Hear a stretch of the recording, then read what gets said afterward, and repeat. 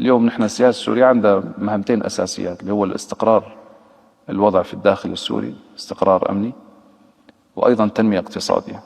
وعندها المحورين هدول نحن ماشيين وعم نضع كل طاقتنا للعمل بهذا الاتجاه. الدولة السورية ما عندها عقدة الثأر، ولا عندها عقدة النقمة، ولا عندها عقدة مبدئية أو موقف مبدئي من أي طائفة أو أي أحد. اللاذقية وطرطوس بيئة مناسبة جدا للاستثمار، ونحن سوقناها بشكل كتير كبير، وعم نتكلم على ربط إقليمي.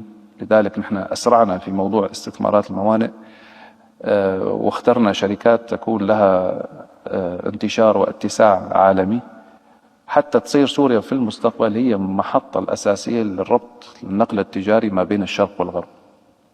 وهذا الشيء أنا تكلمت مع كل الدول الأوروبية، تكلمنا مع الدول الآسيوية، تكلمنا حتى مع أمريكا نفسها، مع الدول الإقليمية، وكل العالم مشجع على هذه الفكرة.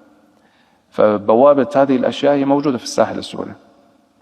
الساحل السوري ما هو يعني مسألة على هامش الخريطة السورية، أيضا هو محط اهتمام كتير كبير، لأنه بنفس الوقت في إقبال عليه كتير شديد.